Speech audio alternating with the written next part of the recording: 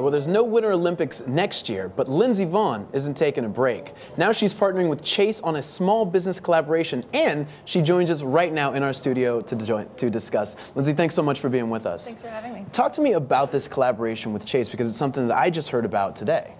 Well, I mean, I've been working with Chase for a few years, and now that my skiing career is kind of coming to an end, I want to pivot and start my own small business.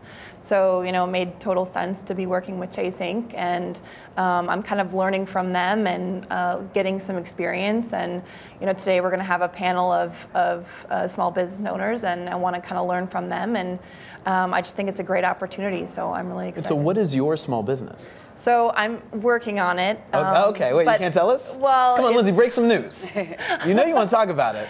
I'm very passionate about beauty, so I am currently in the process of doing something cool. I can't tell you what, but sure. No, Lindsey, it's just me and you talking. Yeah, Tell exactly. What There's is it? no one else watching. Yeah. And also, you know, outerwear. Obviously, I'm a skier, and I know a lot about being cold, and I think I have a lot of great ideas to contribute. So.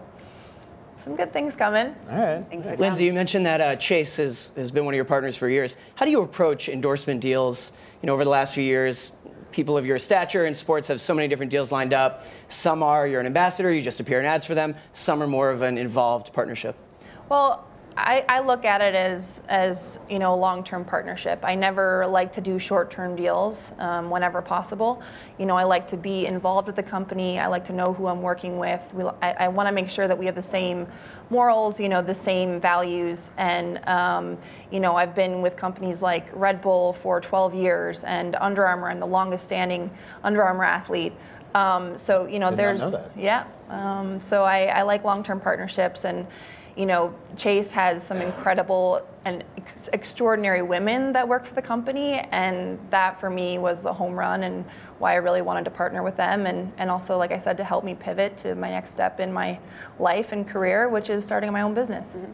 You mentioned Under Armour. I cover Under Armour closely. You know, I do sports business, so Nike, Adidas, Under Armour. And in the last couple of years, Under Armour's been an interesting story. Maybe stock-wise, a little shakier than it was in the past. You know, it had a very hot run for a long time. It had something like 20-plus consecutive quarters of growth.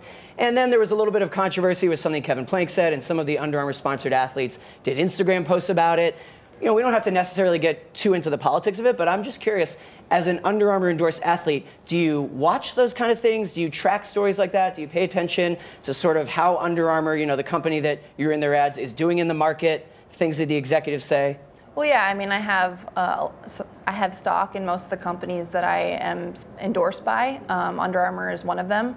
I have a great friendship with Kevin Plank, and he's a really amazing guy, and obviously I think he's done some amazing things with his company.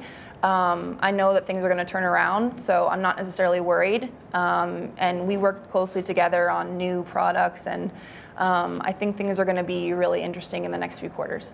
And Lindsey, I want to talk to you about the wage gap. We've talked a lot about how this plays in corporate America, but it's also a big topic in sports over the last several years. What has been your experience as a professional skier? Have you ever seen it come? I mean, is that true, I guess, in the sport of skiing? And then also, how would you say we best address this issue?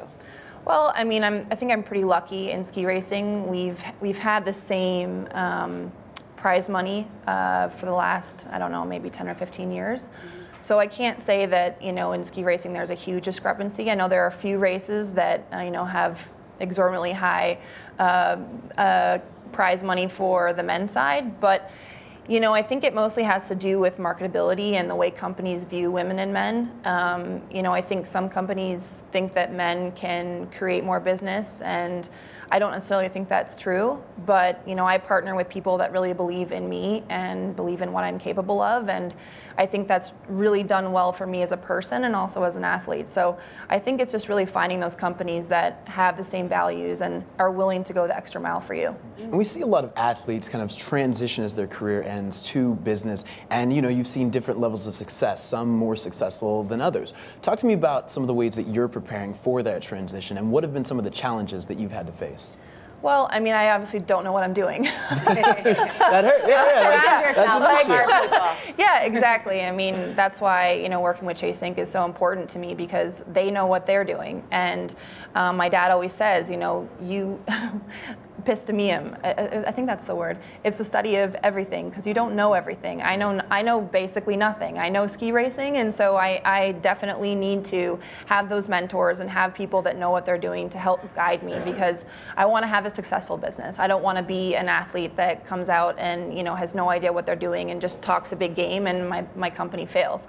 So, like I said, just getting smart people around me, getting that support system, and hopefully be a success. Has Jamie Dimon given you any advice personally? No, but he's. But maybe I'll call him. Yeah, hit him up. Yeah, what is he? He's in partnership with you. He should be on the phone. Jamie, what are you doing, baby? Dan, you had a question? I was going to ask you, as we close out here, who are some of the women in sports that you've looked to for advice after sports? You know, we're talking about getting into business once you stop skiing. Are there people that you think have done it right? I think in tennis, there are a lot of pretty incredible entrepreneurs. You know, I think Seana does a pretty incredible job, and also Maria Sharapova. You know, she's started her own candy line, and, you know, she's a lot of collaborations with companies. And, you know, I think from the women's side, there are a few of them that are doing it really well, and I'll look to them for advice. And, you know, people like Michael Strahan, you know, he's another guy that has taken his career to a totally different realm, and most people don't even know that he used to be a football player. So I think there are a lot of examples. Obviously, I want to do things that no one else has done, so I try to pave my own path, but always trying to learn from others. All right. Lindsey Vonn, thank you so much for being with us. And get Jamie Dimon on the phone. I know, I will. Right. Jamie, Thanks, what's up?